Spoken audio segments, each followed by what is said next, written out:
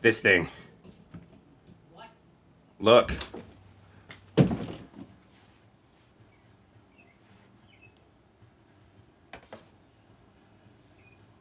It June 29th. Today's it's stuck like that. The TV's stuck. Nigga!